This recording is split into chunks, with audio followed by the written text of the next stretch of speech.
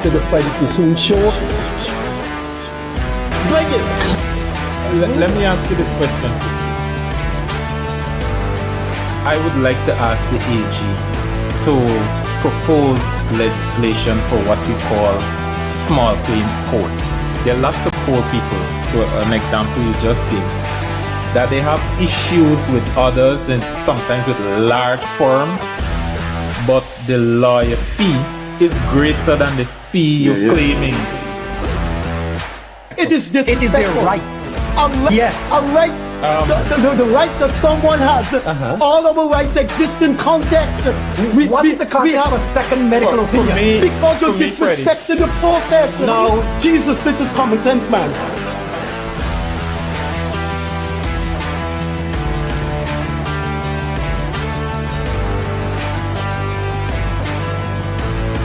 Any situation which you seem to do, you're just dealing with Afro-Guyanese issues.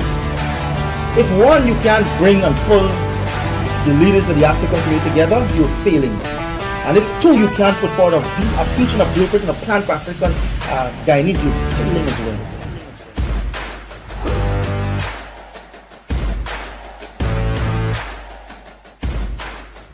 Pleasant Monday evening to you. This is the Freddie Kissoon Show. Thanks for being with us over the year 2025. We will see you on Wednesday. Media, work on holidays. Now, something you ought to know as 2025 comes to an end. There are people in this country that have given 40, 50, 60 years in different spheres of life in Guyana. Agriculture, politics, economics, the professions, politics. And when they were alive, we needed to recognize them. Some of them have passed on. One of those icons was Ron Robinson. And in my daily columns over the years, I stressed that something should be named after Ron Robinson. It didn't happen and he died. Ron Robinson stayed and contributed 60 years to the arts, theater, broadcasting in Guyana. Tonight, we present excerpts from two of the interviews we did with him. Rest in peace, Ron. Back in the 80s and the 90s, Gildarius, a little boy growing up in the Grove area, Grove housing scheme, every Christmas I look forward to a couple of things. It was a pepper pot, very poor then, in the place, 3rd Street Grove. It was garlic pork, bread, Christmas morning, Stretch Out magazine. I think it happened with midday. You would not miss a year without it. As we go forward, and we went forward rather, years ahead, I think it would be, I'm in a sad place right now, knowing that some of the days which we enjoyed so much, I wish we could go back to those days. The older folks should remember some of the things that happened around Christmas. I was telling Freddie not too long ago, it's 5 weeks before Christmas now, and I can't remember when last I heard the song, All I Want for Christmas is My Two Front Teeth. Those things were classics, and it was a traditional thing every Christmas. Today we have a man in the studio whose the sight of him has brought back those memories, and I can't even, some people describe me as a broadcaster sometimes. I can't even put myself in his shoes. I'm not even a broadcaster. I just happened into this field by accident, into the radio for a little while, no formal training. But this guy here, when you're talking broadcasting in Guyana, he is somebody that should have a mark or a star on the crosswalks, or what you would say similar in America. You would have a star on that walkway there. He should have that. He should also have a street name after him. And Freddie Kissoon, my co-host, good night to you, sir, is going to do the honors of introducing him. There was one time, I'm going to tell you how I remember this gentleman sitting here, and it's stuck in my brains. And every time I think about his name, I remember that. But we're going to talk a little bit that. Over to my co-host, Freddie Kissoon, who's going to do the honors tonight and talk about this man as we bring the spotlight right down on the arts, on the theater in Guyana. What are we doing for people in Guyana, those people, those artists? Freddie? Good evening, wherever you are. We have one of the most interesting personalities that Guyana has produced the past 70 years. Now, my questions to our guest is going to be unusual, and I am going to introduce him in an unusual way. 5 years ago, we sat down at the bar. He drank beer, I drank soft drink, and I interviewed him for the Kaicho News. Here is the interview. Now, if you look at my right hand, there is this man in the 70s, one of the handsomest guys Guyana produced. That was him in the 70s. Now look at him and I at the bar, and 52 years in broadcasting. Ladies and gentlemen, wherever you are, you're looking at a phenomenon. 61 years in theatre and 52 years in broadcasting. And this interview was done 5 years ago. So add on 5 years. Wherever you are, we'd like to introduce you to one of the cultural icons of Guyana. Let me show you again what the interview said. Freddie Kissoon chats with a cultural icon at the Demerara Cricket Club. And when we was running the advertisement, the operator asked me, how should I describe Ron Robinson? And I said, put his name / national cultural icon. Mr. Icon, welcome again to an interview with you. Thank you, gentlemen. Thank you very much indeed. It's a pleasure to be here. And indeed, that was 5 years ago. And the picture at the bottom, I noticed you didn't point that one out. The picture at the bottom is when you were what we call in Ghana, sweet boy. Yeah, sweet boy. That's when I used to look good. Oh, yes. You still look good. Age is a state of mind. True. I'm going to read one of the questions I asked you in this interview. I'm going to start with that question first, because you're a theatre man. I forgot to tell our viewers, I think you're one of the finest actors this region produced, and perhaps the third world. You're just a natural. I saw you when I was in my 30s at the Theatre Guild. You have acted in some of the greatest plays put on in the Caribbean. Long Day's Journey into Night, the only game in town. I think you were a real Tennessee Williams character. But let us start on a light note, and then we'll get on to the ponderous questions. Now, as I said before, my thing will be unusual. I will question you on my questions 5 years ago. That's because in a newspaper article, the answers have to be brief. These words here are 785, whereas in the TV station, you can go on and on. So here is my first question to Ron Robinson, our national cultural icon. This is funny now. I can't help laughing, but I will still ask. I heard in your superb days, you were a ladies' man, Ron Robinson. Can't say I refuse all the offers that came my way. Before Gennady comes in, you want to answer that question again? Well, it's the same thing. I couldn't refuse certain offers, but you see, I was then a young, brash fellow, and I had not settled into the lifestyle that I have been living for the past few decades. Because as you get older, you get a little more senior, you get a little more slow targeting, and you focus better. And so, that was the good old days, or the old days, let me put, which were good. Gildari, look at this handsome fella here. A man like that, has to be a gigolo. Freddie, I'm not so sure why you're so mesmerized by Ron's good looks, but No, I'm promulgating it to the viewers. If 70% of the Guyanese population is under 45, then they wouldn't know this man when he was sweeping Guyana. But he will sweep Guyana once again in 2022, not to mention Leonard. This man acted in a movie in 2018.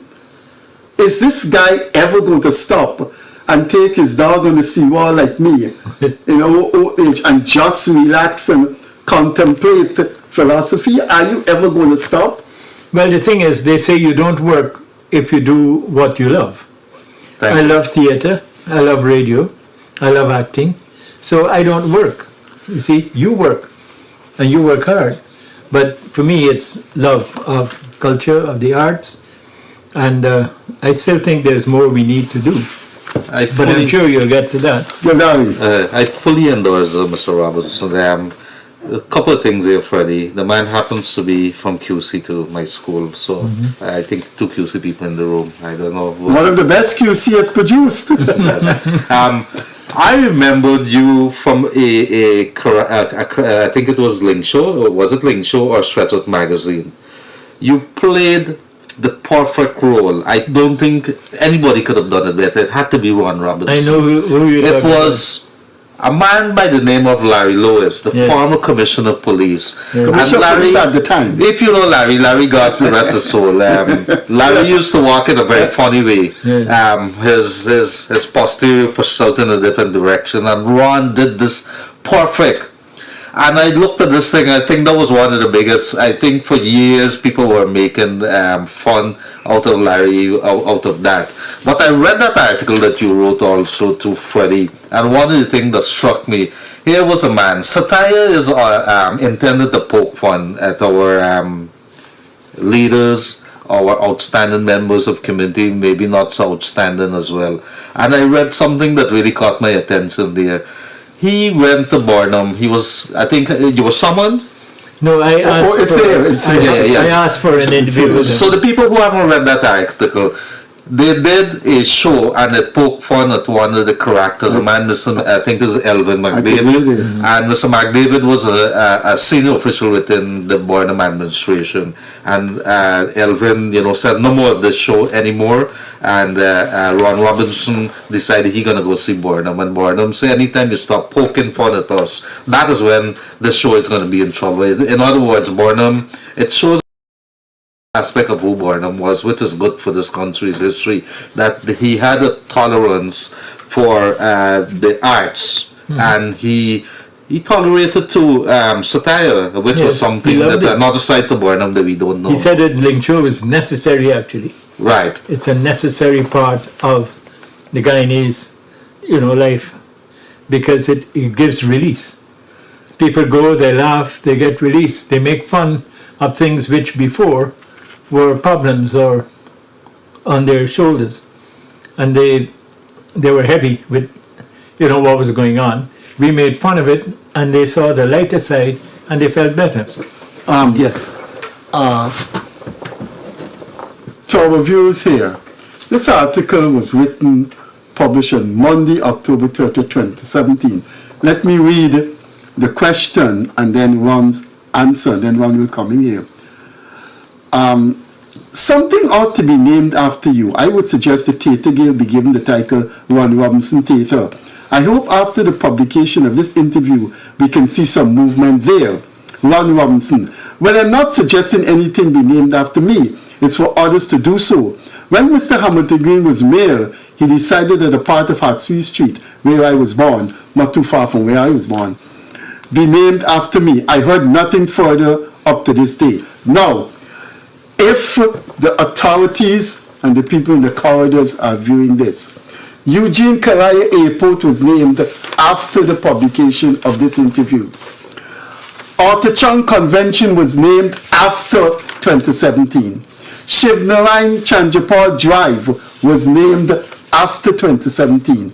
When you look at this man's contribution to to his country at 5 to 60, that's 65 years in theatre, and the Link Show will be 41 years next month. This will be performed, produced by Ron Robinson, in which he will be performing in it. 52 years in broadcasting, and he's still broadcasting, add 5 years to that.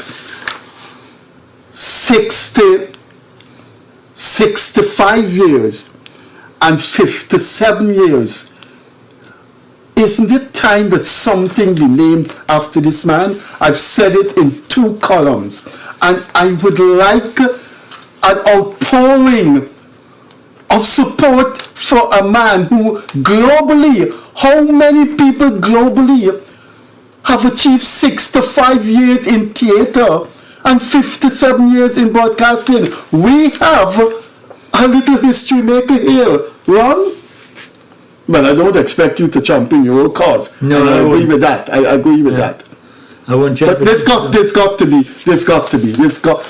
be something named after you. And you know, I told my wife when I was coming here, for the longest while I have known you, Ron, you have never rubbed. Oh God, I have rubbed millions of people the wrong way. Of course, yes. I You know have that. never rubbed no one the wrong way. Let me tell you what. Let me read a part of this interview that is going to now raise your eyebrows. Ron Robinson, Frederick Kissoon, any other situation involving politics? Ron Robinson, I was offered the job of Minister of Culture in the 70s. When I refused it, President Burnham said he knew I would.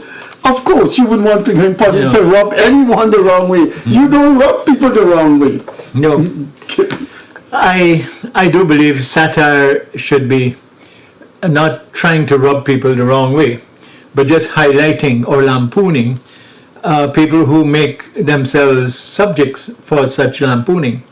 You know, and just about every public figure at some time or other says or does something that gives us a Link Show script or a Stretched Out magazine script. This year there's so much for Stretched Out magazine from all sides. And so what I try to do whenever I do a production is to balance it, to make sure the one side doesn't say, well, you see how you're hitting at me? But at the same time, yes, I hit at everybody who puts themselves in a position to be lampooned, because that is what true, genuine satire is. It's not looking to target anybody, but it's looking to see the foibles and whatnot that people do in their public life. And most public figures, from King Charles to Joe Biden to Irfan Ali to everybody, Aubrey Norton, all at some time say something, and I'm sure if they were honest with themselves, they say, I hope Ron didn't hear that, or I hope Ron didn't see that, because I know he's going to have it in the program. So that's how I look at it, trying to balance everything. You know the reason why we have decided back to back here almost. On Friday last week we had 2 persons in the arts too here, Mr. Kazim and Mr. Jones, Leonard Jones. And the reason why we, aka Zombie, and the other one Lolly. The reason why we're doing this, Mr. Robinson, is because I have received, and Freddie also, he's received numerous complaints, and my eyes were opened when they approached us for the Nothing to Laugh About for sponsorship, approached our company, and then I got a glimpse of the hardships that some of these artists go through. They're not being valued. I want to ask you, because we want to bring the spotlight straight down on it with the hopes that the authorities, the powers that be, could do something to improve the lot of our artists in this country. And I think I read today that the president summoned some of the singers and so on, or he invited He's paying them double. Right, and paying them double. And that's a good start, but those are for the singers. Let's look at our actors now. I want to ask you directly, sir, what is wrong with our theatre in Guyana right now? Well, what is needed in our theatre, which is same as what's wrong with it, is that not enough attention is paid by the authorities to theatre. It is still considered something that is not necessarily warranting of funding to that extent. And but culture, sport, all these make up a nation. A nation without culture is not a nation at all. It will fall flat. There must be culture.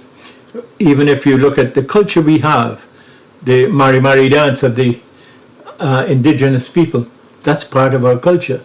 The way they cook, the way they make cassava bread, the way they make kazreep for a pepper pot, especially at Christmas.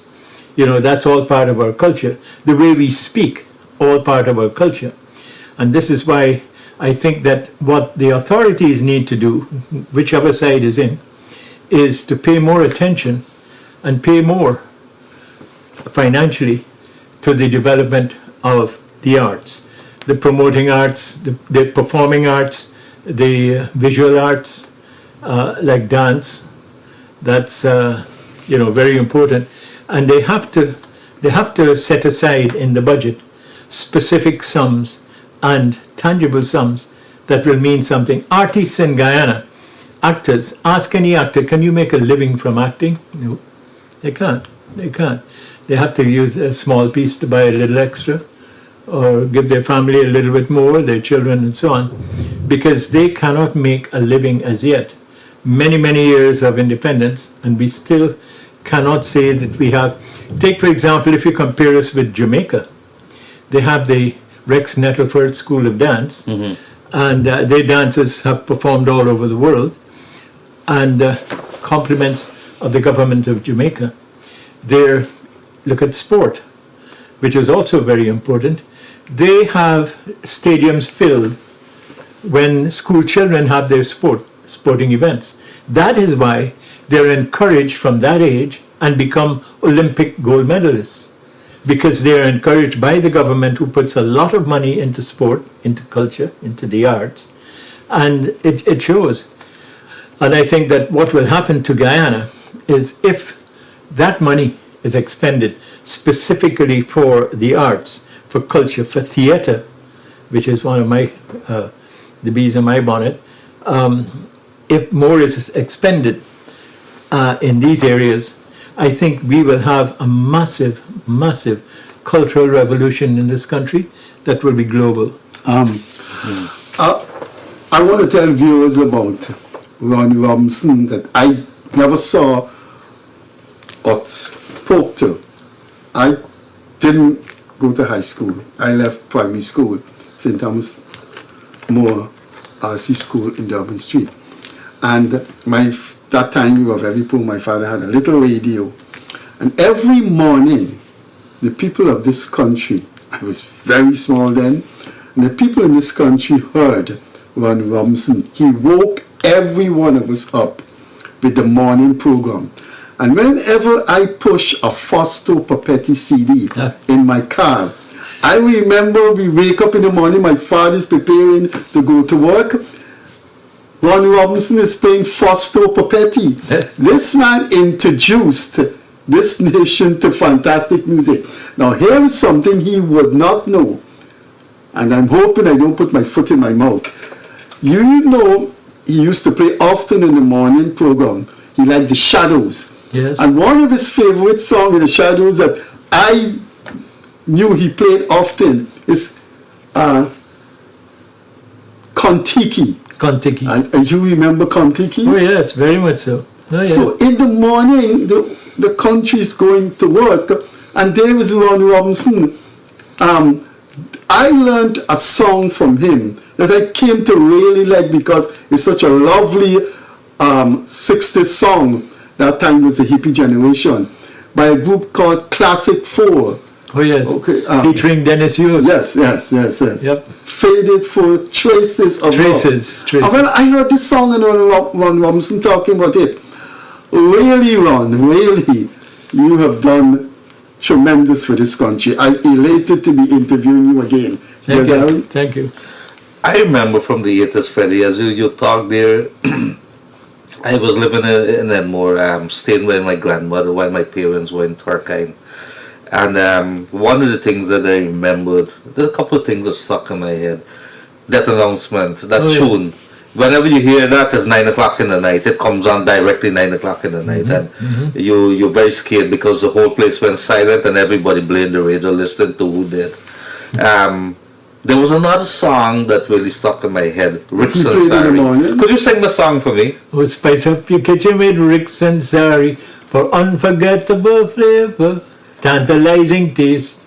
People who know quality choose Ricks and Sari. And then I would say a few things, and then Dave Martins would come back. Spice up your kitchen with Ricks and Sari. Dave Martin played a role in that. Oh yeah, he wrote it. He wrote it. And he What also role did sang you play in that thing? I did the voice You did in the the voice, middle, because he did it as what we call a donut. You'd have a bit of instrumental and vocal, then just instrumental, and then vocal at the end. So that middle was a hole in the donut. The where older voice was folks, put. the older folks, ladies and gentlemen, will remember that. But what is important, having Ron Robinson in our studio here tonight, is that I realize I'm far not in his shoes, because if you look at his diction and the way he pronounces his words, I said theater, he said theater. I was paying attention to what he's saying, and that is class by itself. It takes years and years, so I can't even begin to take. So we have somebody here who has played a tremendous, fantastic role growing up. A lot of people where there was no TV back then, and Freddie Kissoon was talking about this transistor radio. We had radiogram by my grandmother. Oh, yes. So when you put it on, I think the folks would know about that. There was no CDs, there was no Bluetooth. It was just whatever it is. I think you had the aerial in the back of your gram, or you had a transistor. My grandfather had one of the small little red one, and he had the rubber bands around it. And so you're listening, and it was every Sunday morning the radio and the newspaper. It was a Mirror newspaper, the Chronicle newspaper, and everybody's reading, telling hymns back in those days. But we did talk a little earlier about what is being plunged into, or what is needed for theatre in Guyana. I want to ask you if you ever had a look at what the consecutive governments would have put into the arts in Guyana. Do you have an idea what those figures are? Well, not really, no. But I know that in the days of the PNC, Forbes Burnham was very much, supportive of the arts. He believed in the arts. He would come to Link shows even and laugh. And you were quite right when he said, the Link show, you don't put me in it, then I'm going to close it down, because you're saying I haven't done anything in a year. And he was serious. I laughed, and he said, I'm serious. You make sure you write all the Burnham scripts, put them one side, then you can write whatever you want after that. Yeah, the ego problem, or is just that those this way of Other saying? presidents have also been quite supportive. We have never, ever been censored by any president of this country. None, not one of them. You name the president, no president has said this has to come out or this has to be changed and so on. Never. We've never had censorship. And these things are being aired on state, I think NCN and so on, right? Yes. Right. The only censorship that was attempted, and I bow to it, though I felt the person only highlighted the skit more, was a former minister of the government who called me and said, I am not a groveling minister, so take it out. And I said, but people have seen it already. There have been a couple of performances. The moment you take it out, somebody says, did you see the skit with so-and-so? And they say, no, that's out. You're going to highlight it even more. And the same thing, at the time it was President Burnham, told him, he said, you were stupid. You should have left it alone. It would have died down a natural death. Like every other Link skit. It's, part of this. But this is the interesting point you made there, Mr. Robinson. I looked at, I think, 2 days back. A guy named Trevor Noah, I think it is. Oh, Trevor Noah. He interviewed Barack Obama. I think this happened very recently. And Barack Obama was quite gracious talking to him. And you could say, he told the guy, I think Noah told him, I don't know what to call you, whether it's a president or he he said, call me the Mr. president. Call me the president. But I think the point I wanted to make there, if you look at leaders around the world, satire, comedy, and I think coming up to your show next month, I could call 3 people that I think would be featuring. I know you won't want to give away any critic with the hairstyle, maybe Freddie Kissoon with the hairstyle too, then you would have our dancing president. But as we on that, what you did for the previous thing, you have to do for one.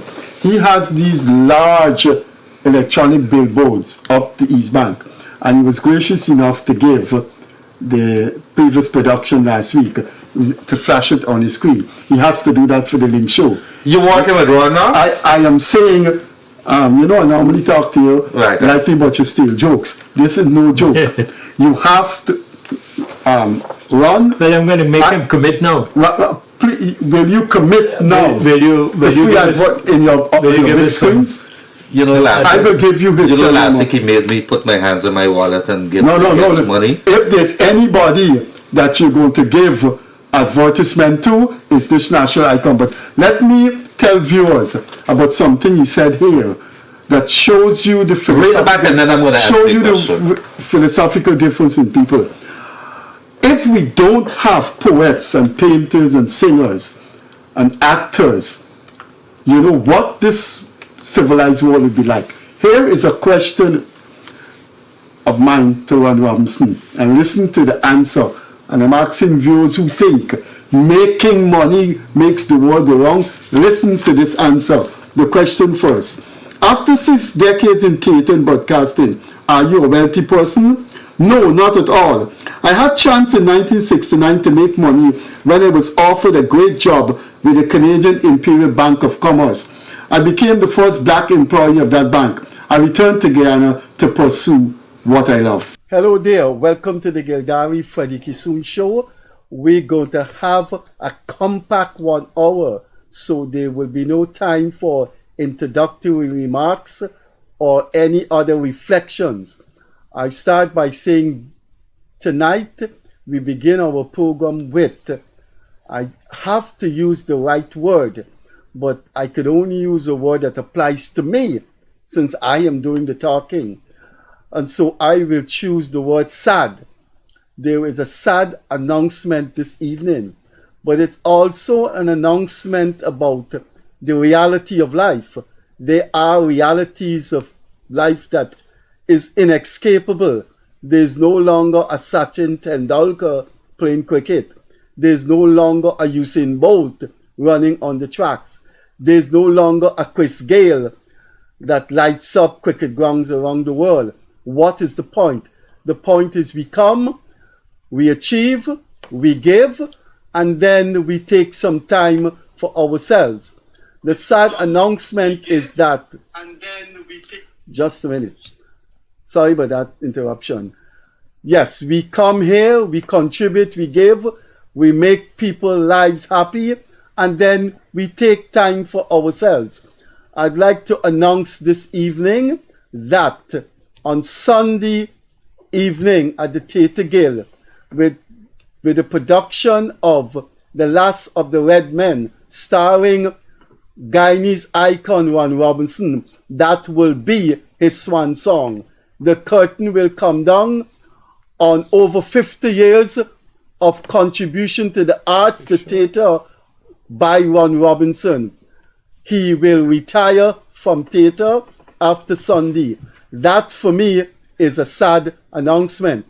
That's because I was a little boy growing up in Wortmanville, and my father preparing to go to work, and I would hear Ron Robinson on the radio playing songs that I have lived with and my siblings have lived with. The Shadows, the Italian saxophonist Fausto Papetti, and there are songs that I remember listening to Ron Robinson, one of which I really do like, and I know it from Ron Robinson.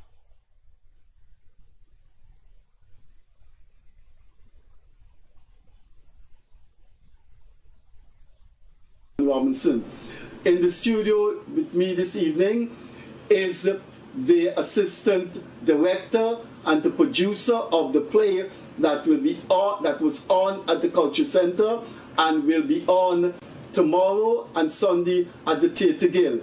Jem Madhu Nascimento, another huge name in the theatre in Guyana. And Next to Ron is a young man with a big future in acting in Guyana. He was here before, and there's no question we have talent in this country. Mark Luke Edwards. I will do the protocol, and then I have a special thing I want to do for this Guyanese icon. I'm going to keep you in suspense, but it's going to happen just now after I say welcome to the honorable or the majestic or the iconic Ron Robinson, Jem Madu, and Mark. Ron, let me shake your hand, and I hope this would not be the last. Jem, thanks for being here. And Mark, thanks for being here. Now, operator, if you are listening to me, could you do something for me? It's the only thing Ron Robinson and I have in common. I'm in politics, journalism. He has been in theater. But there's a song that epitomizes our long, long journey. Can you please play that song, operator?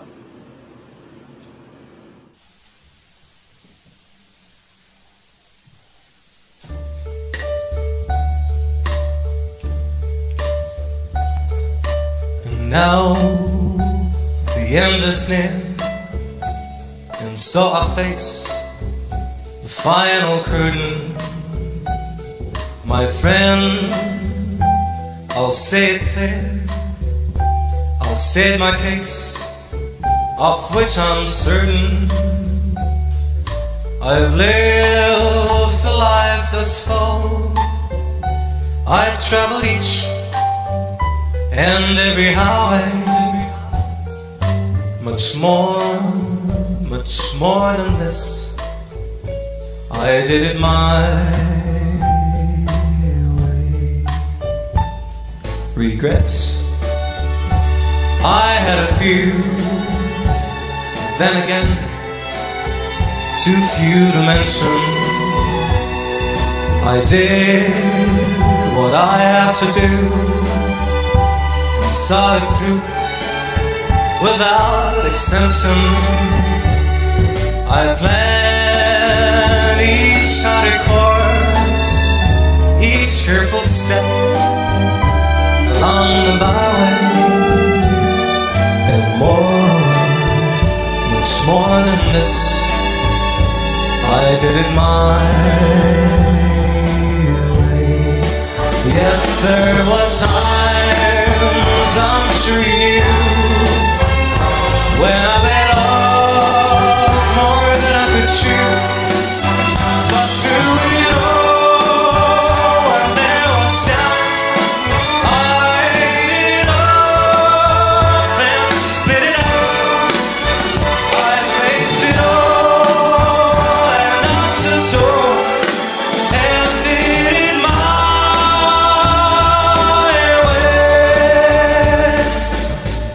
loves I've left him crying. I had my fill, share of losing, and now, where tears subside, I find it all so amusing to think I did all that, and may I say, not in a shower, much more than this. Yes, it was my way. For what's a man, what has he got? If not himself, then he has not to say the things he truly feels. And not the world knows that he needs. The treasure chose, I took the blows and did it my way.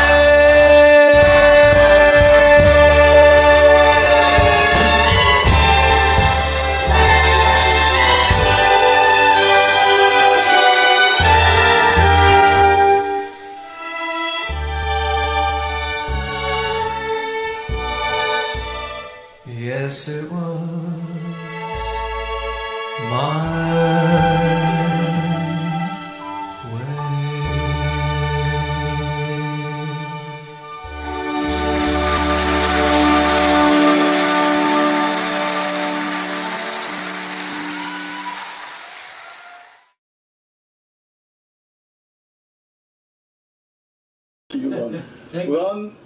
thanks to the time, thanks for the talent, and thanks for the long, long journey. My respect. Thank you, Freddie. The floor is now open to you, this young actor, and this fantastic woman who have given so much to Guyana Theatre. I think we are all stunned right now. We are a little bit mentally demobilized. This is your curtain coming down on Sunday. Ron, I am absolutely sure there have been saccharine moments, ethereal steps along the way, and shambolic abandonments. But in the end, Sound like Michael James. in the end, you have given us, you have given this country the other side, the poetic side to life. I should let our viewers know that your last acting is The Last of the Red Men, which was produced by Jem, directed by Henry Mutu, and now from the Culture Center. It moves for 2 nights, tomorrow and Sunday. I will ask you to say a few words to our viewers about this long, long journey, and what will life be, or what you anticipate to do with your time, which I think you obviously need after more than 50-something years. Actually, if you don't mind, Yeah, I don't mind. I would like to kickstart it. Yeah, sure. This play was done in 2006. Michael Jukes wrote it, he directed it, and he acted in it. I think he had asked Ron to star in it too, instead of him, but Ron refused the role. I don't know if he was going out of the country or what, but anyway, he didn't do it. And we staged it at the Carol Lodge in the ballet room, that beautiful little room upstairs. It's called the ballet room. A lot happened there, a lot about that room and that building and that family are included in the play. But anyway, I thought of doing this play. Michael Jukes passed away in 2020 from COVID. And I thought it was a fantastic play to do back in Guyana, restage it. And then I thought, okay, who could play the role? And the only person that came to mind, when I spoke to Ron about doing the role, he said, oh my God, that's a lot of lines to learn at my age. I said, okay, well, we'll find ways of cheating if you can't learn all the lines. Anyway, he's taken it in stride and he learned all the lines. And originally, and he said it would be a nice way to end his dramatic career by doing a one-man show, because it was a one-man show. And but what happened is we took this play with Michael on tour to St. Lucia, Trinidad, and Barbados. And then Mike took it up to Canada and performed it, and he took it to Cayman Islands and performed it. And while he was in the Cayman Islands, now Mike's specialty at the university and all that is also dramaturgy and play. He was an English lecturer and all of that. And when he was in the Cayman Islands, he never had anybody to dramaturge his own play. You know, he wrote it, he wanted to get people to critique it, and so he can improve it. So he got together Ken Corsby, who's of course Guyanese, another Guyanese icon in theatre, and Eugene Williams. A lot of people probably wouldn't know Eugene. Eugene is a Guyanese, but he was also the head of the Jamaica School of Drama. With him and Henry, and he asked Henry there and then, he came on, and he asked Henry to dramaturge the play. But Henry never did anything with it because, of course, time went on, the play was never produced or performed again.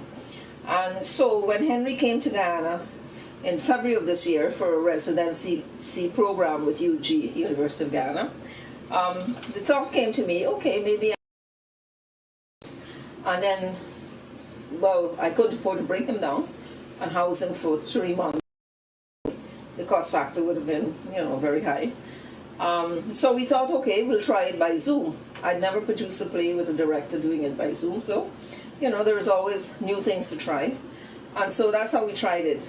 But in the process now, because it's one of the winning plays in the Ghana Prize for Literature, the Ministry of Culture was sponsoring 4 prize-winning plays per year. This is a program they started as of 2023.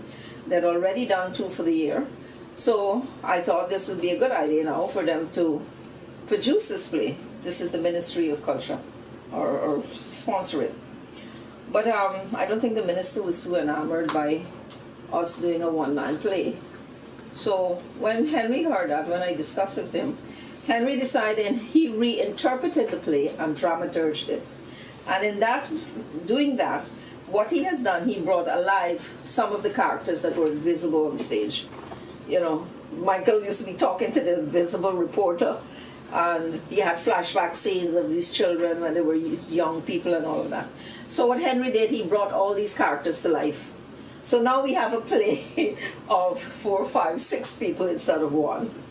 But so that is the disappointing thing with Ron. He's done about 7 2-person plays, and he was hoping that he'd do a song with one act play, one person play. But it ended up being 6 persons on the stage.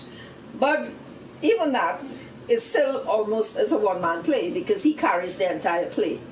The other characters are just supporting. So that's my background. He carries every place. We need to tell our viewers, the young man in my extreme left is also in the play.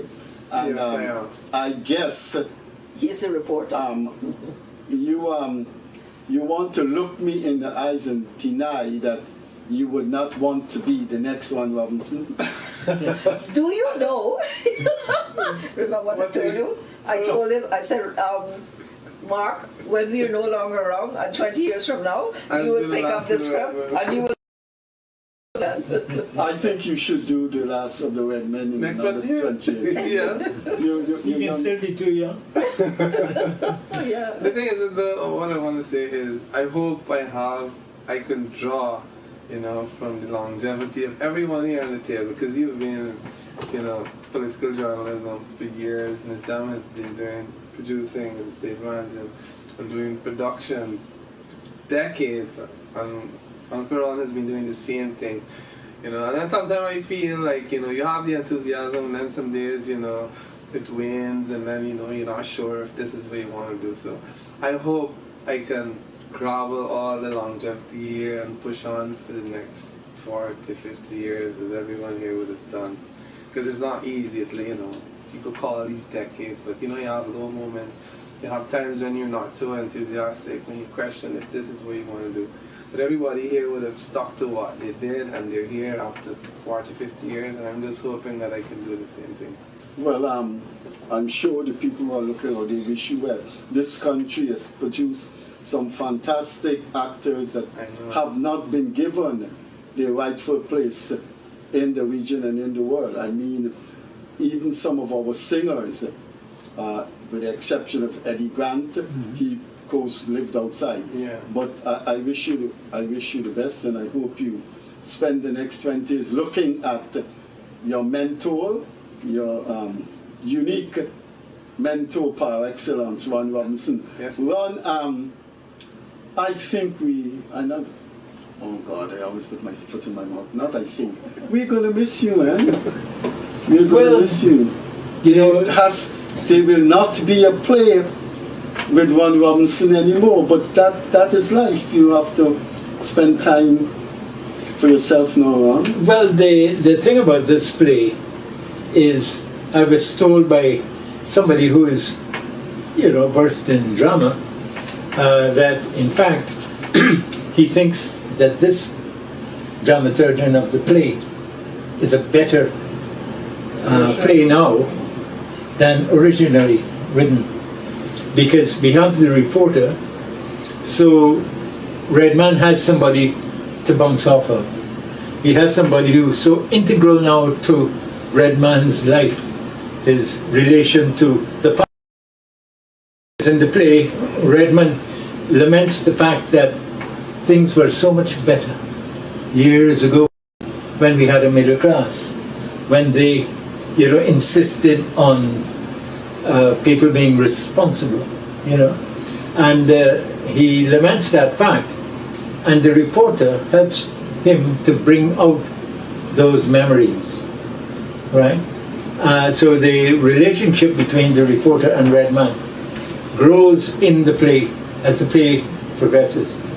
You see a complete change in that relationship. This reporter just come for a story has now been even moved by Redman's story, that it's no longer just reporting a story anymore or writing an article. It becomes more even for the reporter. So now the play has a balance. And there's a line in the play that, fortunately, there's always the other side, the creative imagination, the creative impulse to balance it. And that is what is happening in Last of the Redman. There's that creative impulse which now balances the play very much.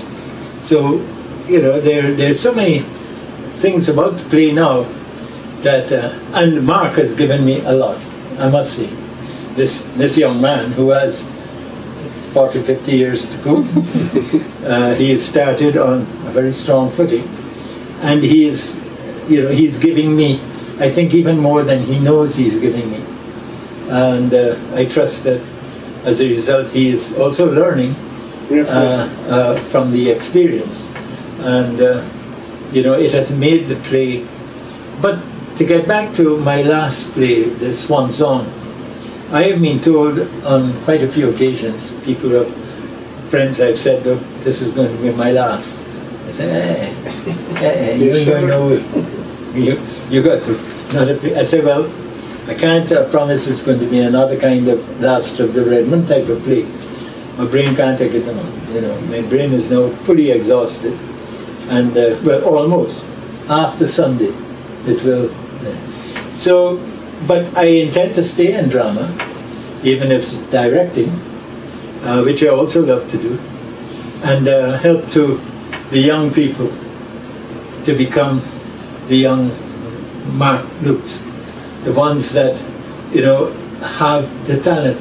And there's talent that I have noticed even in this production from the children, the 4 children, that I would like to tap and to encourage and to improve and nurture.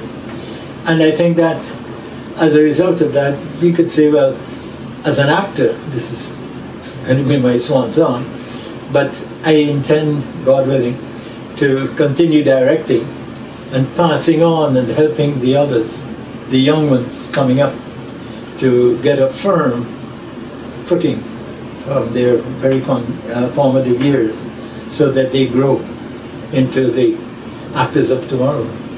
Well, let me ask you something. Is it possible we're going to see a repetition of the story behind My Way that I played at the beginning? The story behind My Way is that Frank Sinatra was retiring and Paul Anka bought the copyright for that song. I mean, he's generally regarded as the composer. He wasn't. It was done in a foreign language, and he bought the copyright for Frank Sinatra on his retirement. And you know what happened? Frank Sinatra sang the song for his retirement, but couldn't retire. You think we're going to have that? It's possible. So I am going to be embarrassed playing my way here. So you think you're going to do a Frank Sinatra on us? Not too sure. And I hope not, because not long after My Way, he died. No, don't do a repetition of My Way. No, man, he died years after. He died years after My Way. Yes, he died years after. So let's entertain that. But if he's going to do a Frank Sinatra, then he's going to live long, because Sinatra died a long time after. Jamadu, The Last of the Red Men.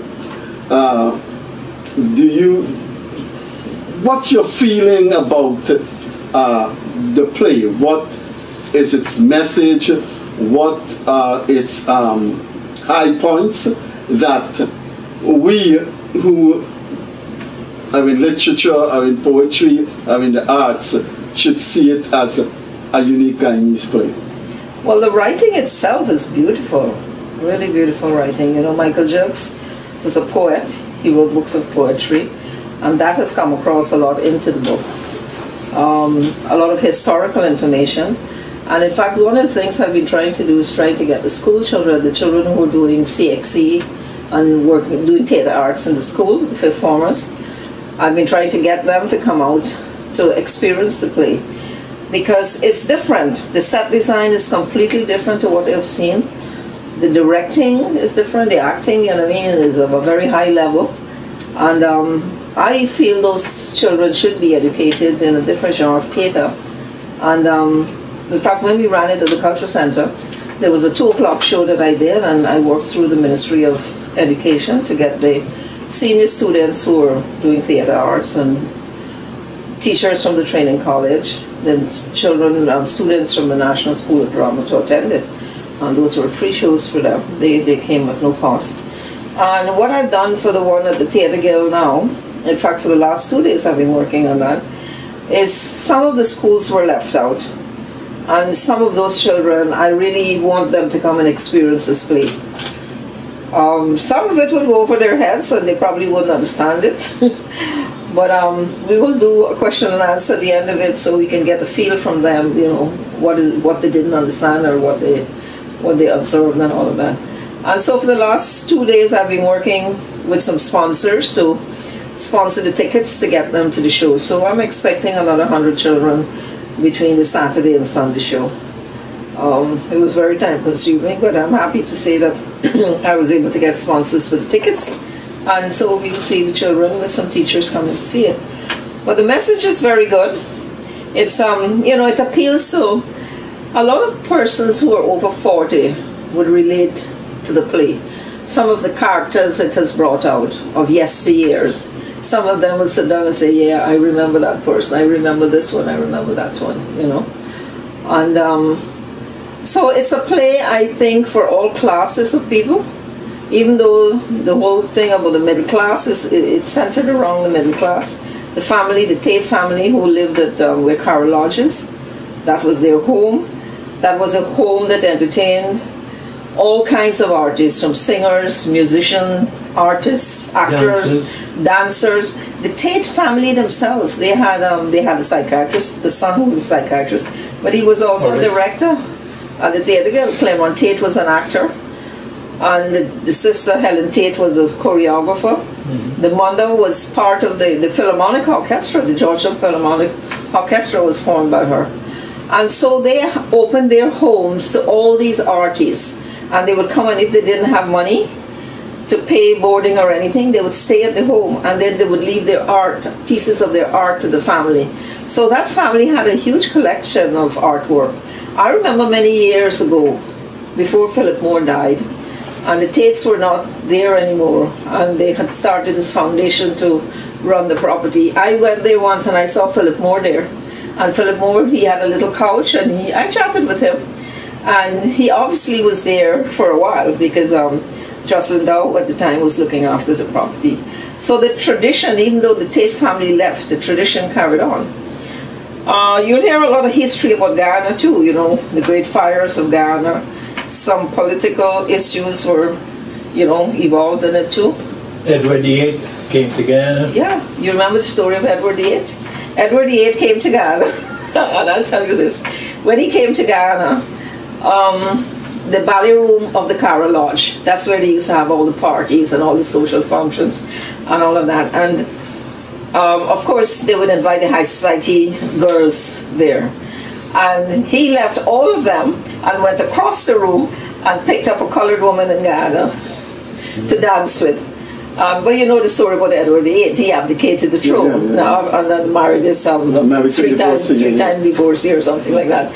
So that was the news in the papers, and from then on. I wonder if people know if what you're talking about, he was here. A lot of people don't know that. They don't. So, you know, when you come to see the play, you learn all of this. And then we have video clips, we have sliding. So, you know, we bring it to life then. And he planted a sapodilla tree right in the middle of that roundabout when you go into Cara Lodge and you drive out, right in the middle there. There was a sapodilla tree, and I think it came down maybe about 10, 15 years ago it fell, and something else is planted. But anyway, he danced with this colored woman, and her name became Duchess after that. When we did the play in 2006, I remember Adam Harris telling me You know, he knew that woman, and they used to call her Duchess, yes, and she had just passed away or something like that. I'm sorry I never got to meet her. But the thing about it, Freddie, is when people hear Edward VIII came to Guyana, no. But you remember when we he was actually play a calypso, which was written Yeah. for the occasion about Edward VIII and so on.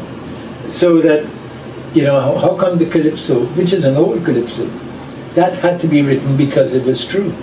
So it just, you know, endorses the fact that that's a historical fact that happened, you know. He would have been here, what, in the early 90s, or the first quarter of the 1900s, because it was when Forshaw was living in that house. Forshaw, we're from Forshaw Street, name. Forshaw was a mayor of Georgetown, and they bought that house and gave him to live because they said it was befitting of a mayor. So he But lived Edward there. had abdicated by then? No, he was not married. He was not king then. Okay. He was Prince of whatever. Prince of you know. Wales. Prince of Wales, yes. He was Prince of Wales then. After that, he got married. Well, let me ask you this before we show our viewers Ron Robinson in action in one of the great Guyanese play, Last of the Red Men. Is it a Freudian thing in you, John Madu, that you chose a red man to act in The Last of the Red Men? Ron Robinson was She had no choice. Ron Robinson was a typical red man in his young days. Typical guy, what you call the mulatto Creole. Well, I won't go any further with that. I'm afraid to. I know you.